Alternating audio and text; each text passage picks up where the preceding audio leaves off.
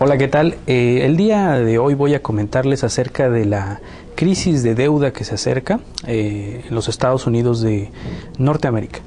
Se acercan también elecciones presidenciales en aquel país y el grupo de congresistas republicanos están tratando de dejar mal al presidente Barack Obama y han puesto una serie de obstáculos a la aprobación del incremento en el techo de endeudamiento.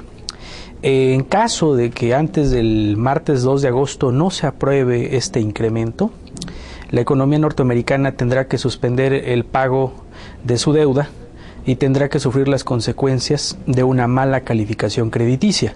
Esto sin duda va a tener consecuencias desastrosas para aquel país, para el resto del mundo, pero particularmente para México, que depende de la salud económica y financiera de los Estados Unidos de Norteamérica. En cápsulas anteriores había comentado que la economía mexicana ya presenta una clara desaceleración. Esta desaceleración se va a profundizar en caso de que los Estados Unidos de Norteamérica no llegue a un acuerdo y tenga que cesar el pago de su deuda.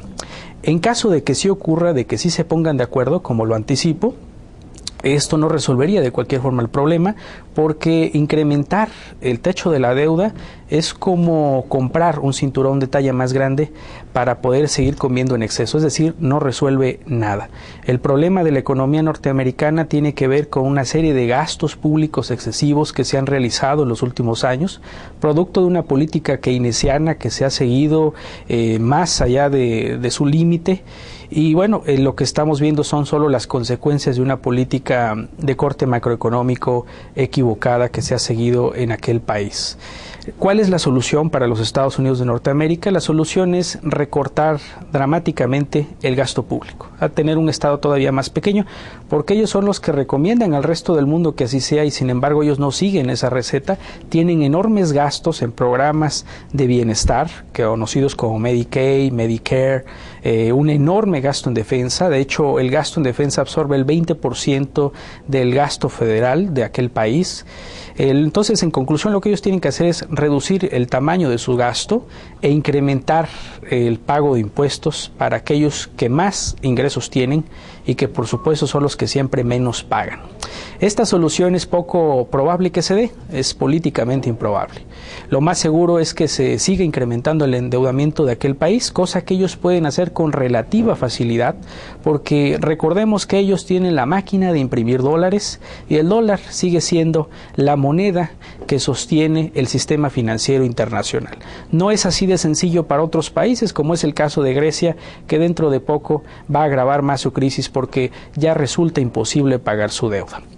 El panorama, en conclusión, es bastante negro, especialmente para México. En el corto plazo hay muy poco que podamos hacer.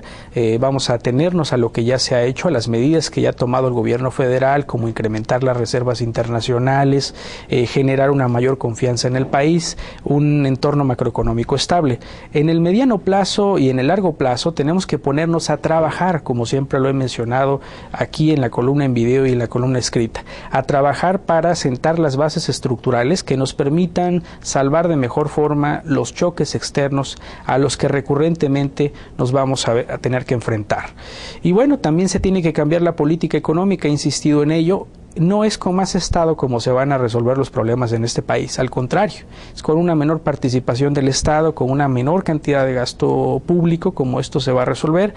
Los casos de Grecia, los casos de Italia, de España y ahora los Estados Unidos nos están dando una clara muestra de que el gasto público es el peor enemigo al que podemos estarnos enfrentando. Entonces hay que reducirlo y hay que tener una política macroeconómica que sea pro crecimiento y que además tengamos una política industrial, tema también en el que he insistido, una política industrial para crear y consolidar una base productiva nacional.